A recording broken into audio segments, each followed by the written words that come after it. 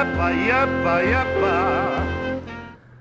La Feria del Libro también presenta escritores que no solamente tratan temas económicos como los que hemos desarrollado en estas últimas semanas, sino escritores de verdad, literatos que hacen su función para que la gente conozca lo que están pensando y lo que están haciendo. Antonio Úngar es uno de ellos, un escritor joven, muy talentoso, muy reconocido en Colombia y de afuera, con becas, y que ahora acaba de lanzar su novela Orejas de Lobo, ¿sí? Las orejas del lobo. Las Orejas del Lobo, como de un cuento infantil. Antonio, ¿qué es eso de Las Orejas del Lobo? Pues es un libro raro, son cuentos que funcionan autónomos, pero arman una novela, arman una sola historia. Y el narrador es un niño de entre 4 y 8 años, que cuenta la vida de los adultos desde su punto de vista de niño, digamos, y con su lenguaje de niño. Entonces esa mirada se vuelve casi como la de un extraterrestre, pues, porque nunca sabemos bien cómo es la mirada de un niño. Creemos que son como adultos chiquitos o adultos no completos y realmente tienen otra forma de ver el mundo. Esa es como la historia de ese libro. Pues, ¿qué, por ejemplo, qué forma de ver el mundo tiene un niño de 4 años? Pues por ejemplo creemos que tratan de imitarnos o que tratan de... Claro, esto es una exploración, yo me metí en un experimento de 2 o 3 años muy incompleto, nunca podrá uno devolverse a la infancia, pero no, digamos, no tratan de imitarnos ni tratan de ser como nosotros necesariamente. Muchas veces es al contrario, el adulto es una cosa incómoda y torpe y que no entiende bien el mundo de verdad, que es el mundo del juego y el mundo de otras cosas, ¿no? El idiota es el adulto. El idiota es el adulto, claro. Y por otro lado, este niño en particular vive situaciones muy duras, situaciones familiares complicadas y viajes obligados. Y también cómo las interpreta y cómo las cuenta, ¿no? Esa mirada es como viendo el mundo por primera vez siempre. Nosotros tenemos asumido muchas cosas culturales que nos hacen ver, relacionar ideas o relacionar objetos, mientras que un niño lo ve totalmente inocente, entonces la descripción es nueva, ¿no? O esa era la idea del libro, y ahí está. ¿Y la memoria funciona? O sea, cuando Antonio Úngar era niño, ¿todavía le quedan recuerdos al Antonio Úngar ya adulto? Sí, hubo un esfuerzo también en el proceso de escritura. Yo escribí un borrador de unas 250 páginas y publiqué 130 o algo así. Yo siempre hago eso, hago borradores más largos, pero en este especialmente conté una historia lineal y después saqué pedazos, un poco como funciona la memoria, ¿no? Que uno se acuerda de imágenes sueltas, uno no se acuerda de toda la narración, de toda la historia lineal, sino que se recuerda como imágenes, ¿no? Pero más que memoria de imágenes mías, había como recuerdos de emociones, digamos, ¿no? Como una memoria de las emociones, una cosa así. Los escenarios y los personajes son otros, los cambio, pero sí que hay un recuerdo de cómo se ve eso, cómo se interpreta, o qué sensación hay frente a otro niño, frente a un adulto, o frente a una mujer, ¿no? Y por otro lado sí lo armé con muchos niños. Yo soy casi que niñera profesional, a mí me gustan mucho los niños y le cuido a los amigos niños y a mis hermanas y a su hermano. Y hasta donde puedo, porque los niños tampoco los dejan entrar en los juegos muchas veces en esa vida. Y entonces como estuve así 2 o 3 años metido en ese mundo, viendo cómo funciona. ¿Y conoció a algún niño especial de esos que cuida, que le dio ideas? Sí, hay muchos niños, Había un niño, por ejemplo, que se disfrazaba de sus personajes imaginarios. Entonces se ponía furioso porque nadie lo reconocía en el colegio, ¿no? Todos iban de Batman y Robin y él iba a su personaje y nadie lo reconocía, entonces siempre salía bravísimo. Bueno, muchas situaciones de niños, ¿no? O niños violentos, por ejemplo. Esa idea de que el niño es bueno y lo contamina la sociedad, yo no la creo, ¿no? Niños que les tocaba defenderse en situaciones extremas en colegios duros y se defendían con todo, pues. Por ejemplo. Sí, por ejemplo, a través de otro trabajo que estaba haciendo hace un año, un niño en un barrio muy duro de Bogotá, al cual todo el tiempo los otros niños lo estaban persiguiendo, lo estaban molestando porque era bajito, porque era gordito, hasta que un día se hartó y les cascó a todos. Y se acercó un profesor y le cascó al profesor, ¿no? Hay que mandarle a Uribe. Sí, exacto.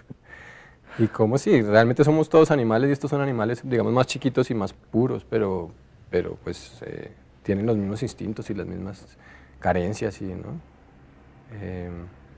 Entonces fue muy divertido como volver a ese narrador. ¿Y quién debe leer un libro de niños, narrado por niños?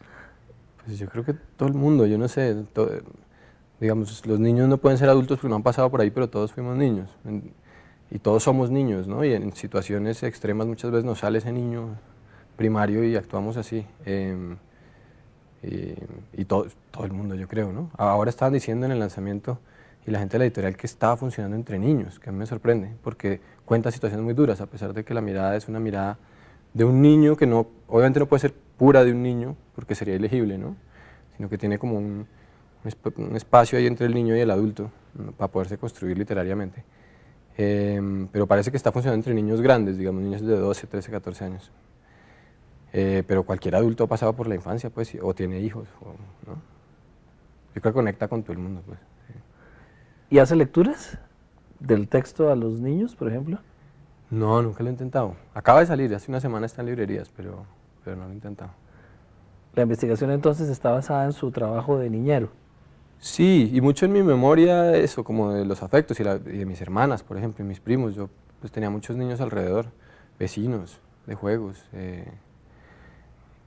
Sí, como en esa memoria de todo lo que sucede en el mundo infantil, que todos tenemos, ¿no? Un poco, si uno hace esfuerzos de devolverse a esa memoria. También un proceso que hice fue como tratar de recordar más de lo que creía que recordaba, ¿no? E investigar también cuáles de esos recuerdos son reales, que es una cosa que asumimos que lo que pensamos que son nuestros recuerdos son reales y muchas veces está construido a partir de una foto o de algo que alguien contó o que uno mezcló después o de la televisión o de cualquier cosa, ¿no? Entonces investigar qué de todo eso es real y ahí ¿no? Yo creo que ningún recuerdo es objetivo y real, ¿no? La imaginación es lo que mejor funciona en la memoria. Sí, sí, un poco, yo creo que es inevitable, y la interpretación también, un poco como la historia, ¿no? Que la historia depende de quién la cuente, desde dónde la cuente, cambia. Es una reivindicación de los viejos lo que está escribiendo, los que pierden la memoria. Sí, bueno, vamos a ver. Es la segunda novela, no, ha escrito varias novelas, pero la anterior fue una novela bastante desgarradora, fuerte, intensa, polémica en muchos círculos. Cuéntenos un poco de esa reacción que hubo frente a su novela anterior. Sí, la anterior, un poco yo siento que tenía como un objetivo que yo no me di cuenta, un objetivo inconsciente de enfurecer al lector un poco, ¿no? De enfrentarlo y chocarlo. Esta es lo contrario, ¿no? Esta es un juego, pues. Pero el comienzo del anterior es este mismo niño. Es decir, yo en el anterior cuento la infancia de un personaje. ¿Zanahorias voladoras? Zanahorias voladoras se llama. Y después salta a la vida adulta, a los 30 años, que el tipo está muy mal, está alcoholizado y cada vez va a peor. Esa infancia es este mismo niño. Es decir, lo que cuento es todas las historias que faltaban. ¿El niño es Antonio Úngara? ¿O es un niño compuesto? Es un niño imaginario, digamos, sí. Faltaban una cantidad de historias de este niño que decidí contar ahora. Incluso hice un juego ahí, como hacerle el juego a las editoriales, y es que cogí una escena que está en esa infancia de Zanahorias Voladoras y la volví un cuento en tal cual. Los textos son el mismo. Y está publicado en 2 libros y en 2 editoriales distintas, ¿no? Un poco como que el lector diga, uy, esto ya me suena, ¿esto dónde estaba?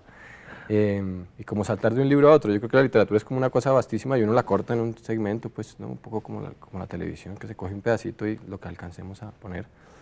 Pero realmente esas historias van y vienen y los personajes pueden saltar de un libro a otro sin problemas. Y hay una evolución en ese tipo de narrativa en donde uno toma pedazos. ¿Es la tendencia que está viéndose en la literatura? Sí, yo creo que hay una ventaja en la literatura contemporánea, digamos, por lo menos en América Latina, y es que todo vale. También puede ser una desventaja, pero hay muchas tendencias, ¿no? Antes había como un canon de alguna manera que era el realismo mágico, por un lado, o más ampliamente todo lo del boom, y eso era como lo que se hacía. Y había como unas literaturas marginales o alternativas. Hoy en día casi que cada uno escribe una cosa distinta, ¿no? Hay de todo, o sea, solo viendo a estos colombianos que están en la feria, pues Jorge Franco escribe muy distinto a otro, a Gamboa o al que sea. Cada uno está haciendo como su exploración. A mí me está interesando esto en este momento, pero no sé qué siga por ahí. Y comparado a usted que ha estado viviendo afuera, en España, en Estados Unidos, comparado con lo que están haciendo los jóvenes escritores en el resto del mundo, ¿hay alguna tendencia que marquen los colombianos? ¿Hay alguna tipología colombiana en la forma de escribir? No, yo creo que lo que es particular aquí es que hay muchos escritores jóvenes publicando y reconocidos, digamos, que empiezan a ser traducidos, que empiezan a salir. Digamos, en Cataluña, que es donde yo vivía, no hay 2 escritores importantes menores de 40 años. En Colombia hay 15 publicados en este momento y que están en toda América Latina, que están en España y que están empezando a ser traducidos. Hay como una tendencia, una reacción, pero yo creo que es pasajera, como a refugiarse en lo más pequeño, en lo íntimo, como a contar la vida propia o a contar cosas de una casa, digamos, o de la cotidianidad, como reacción a estas grandes novelas como las de García Márquez, ¿no? De estas sagas que además contaban la historia de un país. pero tampoco es del todo cierto. Al mismo tiempo está, por ejemplo, Sergio Álvarez está escribiendo una novela, una gran novela de la historia de los 70s a nuestros días. Cada uno está haciendo como una cosa distinta. Sí. No hay una tendencia clara. No, no la hay, yo no creo. Sí, la tendencia es como más en el momento de sentarse a escribir no hay una referencia, ya no pesa el boom como pesaba, ni para hacer algo parecido ni para hacer algo en contra. O sea, mi generación lee a García Márquez como un clásico, como un escritor del siglo XIX o como cualquier escritor importante, pero no es mi papá contra el que tengo que reaccionar o al que tengo que seguir. Hay una tendencia muy distinta en la literatura frente al cine colombiano. El cine sigue muy marcado por la realidad del narcotráfico y todos los fenómenos que se producen a su alrededor, los asesinatos, todas estas cosas. Y en la literatura esa corriente, aunque también se ha trabajado, pues es apenas una corriente dentro de un contexto de temas mucho más amplios. ¿Por qué? Sí, bueno, yo creo que hay un factor que no explica del todo, pero es una cosa temporal, es que muchas de estas películas que están haciendo son basadas en novelas que se hicieron a finales de los 90, ¿no? En libros de Vallejo, de Jorge Franco, que ya pasaron por ahí y hasta ahora hay el dinero y todo lo que exige el cine pues para hacer una producción grande de una de esas novelas. Y por otro lado, una historia de narcotráfico se presta mucho más para el cine, ¿no? Es decir, para mantener la atención de un público encerrado 2 horas en un espacio oscuro, para hacer una cosa rápida y efectiva. Y el cine siempre ha estado, pienso yo, mucho más conectado como con esa realidad histórica, digamos, con esa realidad del día a día de un país, ¿no? La literatura no. La literatura también, pero ha tenido la opción de no hacerlo, digamos, ¿no? De universo psicológico, es decir, hacer una película de un libro de Kafka es muy difícil, ¿no? Es un universo mental complicadísimo en donde no hay acción, prácticamente, ¿no? Es un tipo que está paranoico, 400 páginas, se puede contar en literatura. Pero hacer una película de eso hay que volverlo imágenes, hay que volverlo acción. Es mucho más fácil coger una historia que estuviera sucediendo en Europa en ese momento de acción, ¿no? ¿Se está acercando a la literatura a la forma de narrar del cine? Sí, yo creo que está cogiendo como elementos del cine que son muy interesantes, pues, y que son de alguna manera, yo creo que los escritores de la generación anterior eran mucho más rigurosos en su estudio de la literatura, es decir, yo creo que un tipo como García Márquez se sentaba y estudiaba mucho más que nosotros. Pero todo ese tiempo que no usamos en el estudio tan riguroso, se nos va en cine, por ejemplo, o se nos va en televisión, o se nos va en viajar. Y eso necesariamente afecta a la literatura. Entonces, por ejemplo, ese sistema de edición que yo le decía, si usted, no sé, si usted ve Siriana, por ejemplo, o muchas películas contemporáneas, pero Siriana esta que salió ahorita, de George Clooney, es el mismo sistema de edición, cuenta trozos de una realidad y el espectador arma esos vacíos y construye una cosa, que es un poco sacado de Dogma, lo que están haciendo los nórdicos en cine desde finales de los 90. Pero sí que hay esas correlaciones, hay muchas más que no sé en este momento cuáles son, pero sí que se sienten. Porque para mí es igual de importante una buena película que un buen libro a la hora de escribir. Pero lo que quiero decir es que se aprecia como una especie de mixtura entre el lenguaje cinematográfico y el lenguaje narrativo de la literatura, o sea, se usan técnicas narrativas visuales en la literatura de hoy. Sí, sí, claramente. Incluso escritores muy importantes contemporáneos, como Vikram Seth o como muchos escritores contemporáneos, escriben guiones al tiempo, escriben cine. Son guionistas. Ya seguimos, Antonio, vamos a hacer un corte aquí burocrático.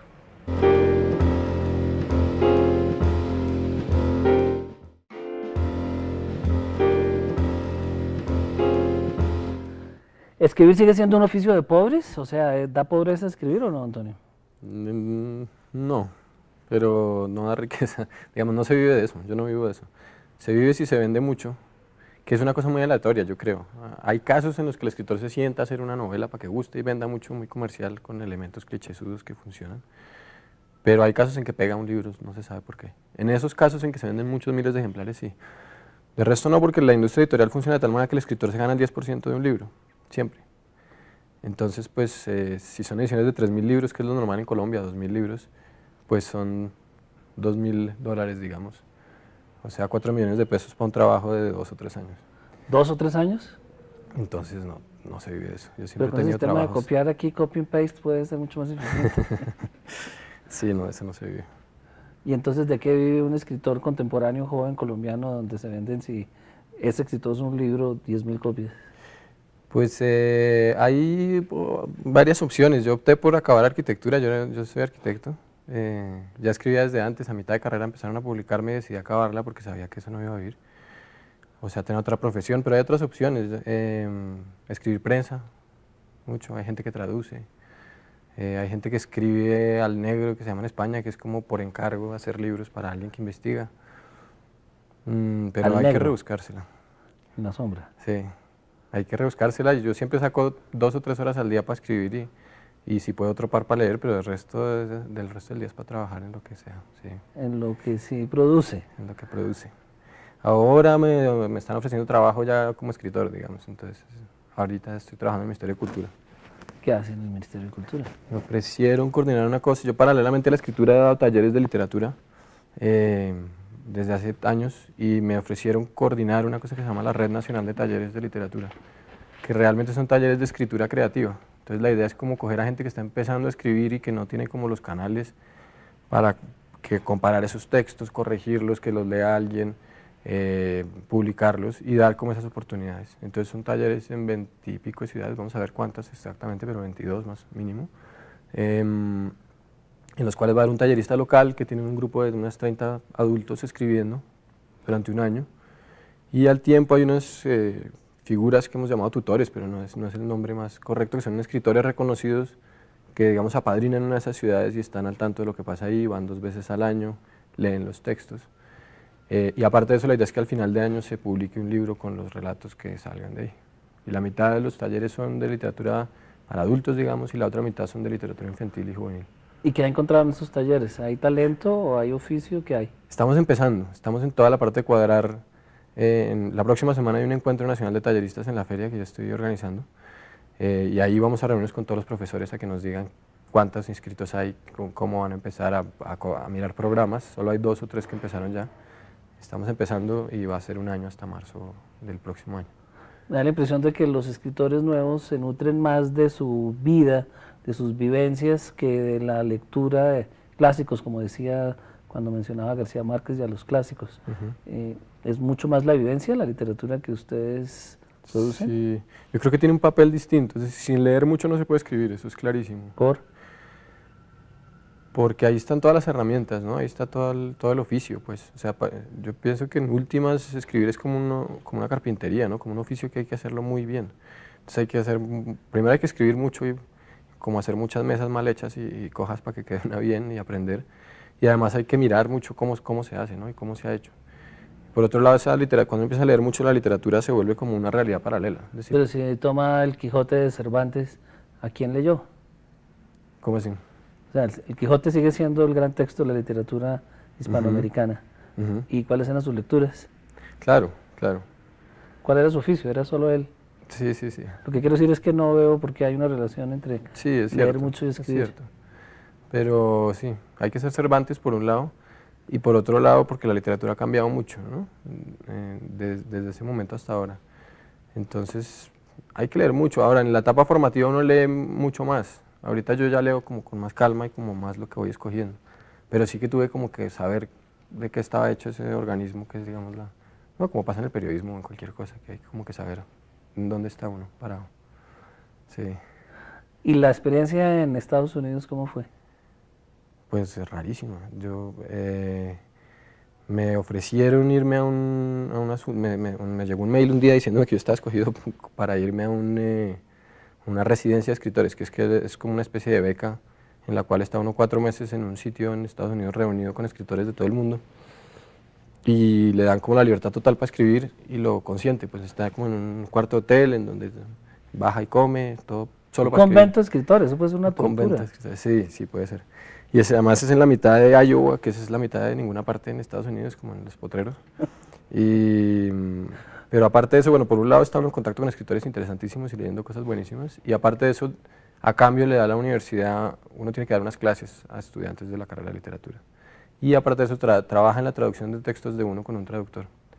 Pero fue divertísimo porque este año era concentrado en los árabes, yo era el único latinoamericano. Entonces, pues está uno con árabes, estuve con árabes mucho tiempo. Lee uno literaturas que no leería de otra manera. Por ejemplo, en el mundo árabe la poesía es el gran género, no es la prosa. Entonces es divertísimo porque para ellos las novelas y los cuentos eso no importa un carajo, lo importante es la poesía, ¿no? Es basura. Y aparte de eso había europeos del este, y bueno, muy, muy interesante estar ahí. ¿Y qué más aprendió ahí? Pues como, ¿qué aprendí? Como ¿Qué conoció de autores nuevos, por ejemplo, de los árabes? Hay mucha cosa, hay cosas muy interesantes pasando en prosa en árabes en Europa. Había 3 o 4, había un marroquí que vive en Holanda, había un hijo de iraquíes alemán, había un sirio español. Entonces toda esa mezcla como del mundo árabe y del mundo religioso con la realidad europea, con la realidad de una ciudad grande, produce cosas muy interesantes en prosa que vale la pena leer. Y por otro lado Estados Unidos, que uno tiene como un prejuicio muy grande y al final de la cosa se hacía como un paseo por ciudades grandes de Estados Unidos leyendo textos en Nueva York y en Chicago y pues le cambiaron la imagen de los gringos.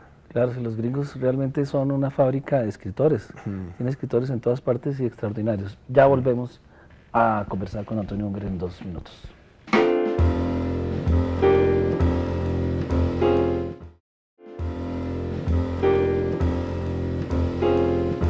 Antonio, ¿qué lo ha sorprendido en literatura en estos últimos años?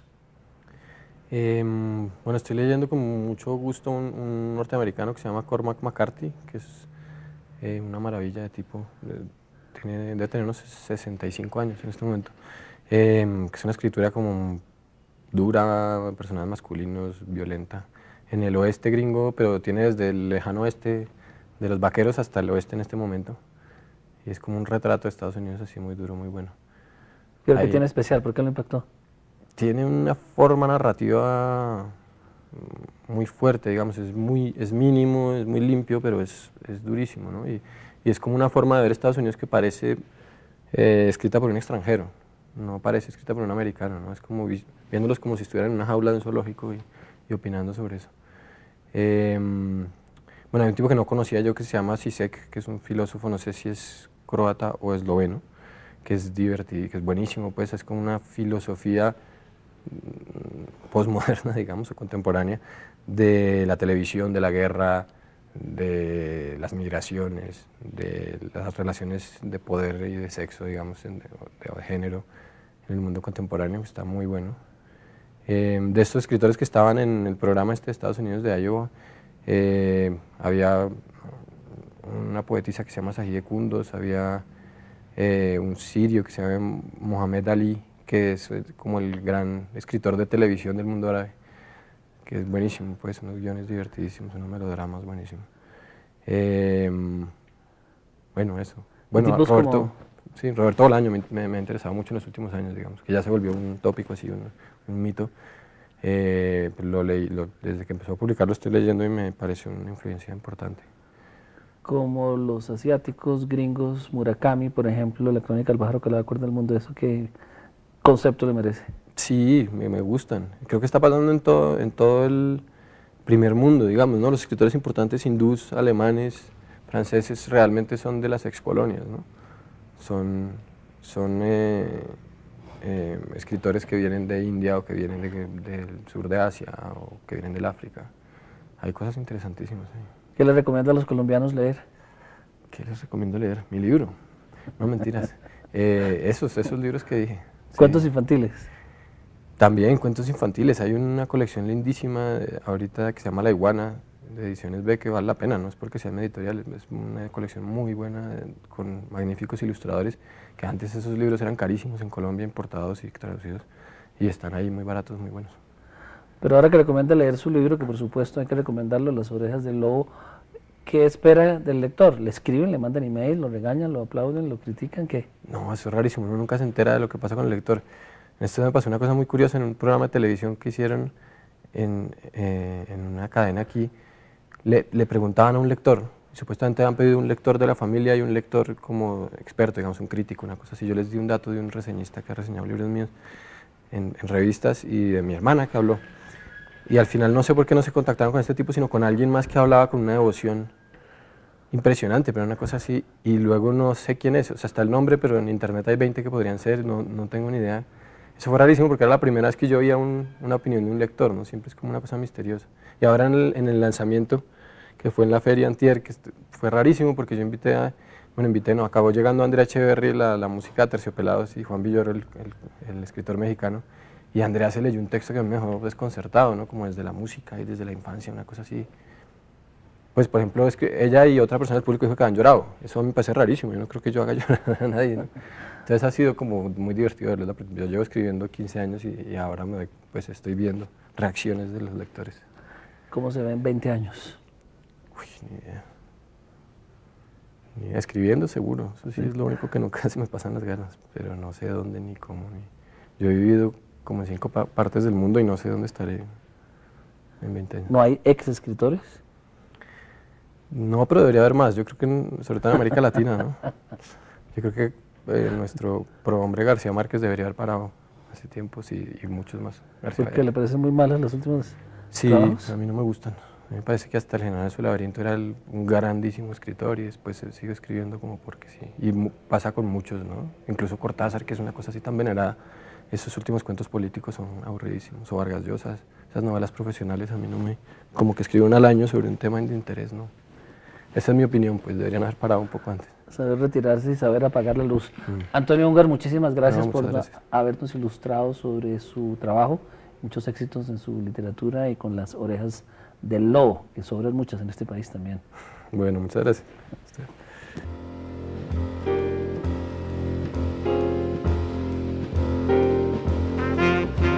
Yappa, yappa, yappa. Yappa, yappa, yappa, yappa. Yappa, yappa, yappa.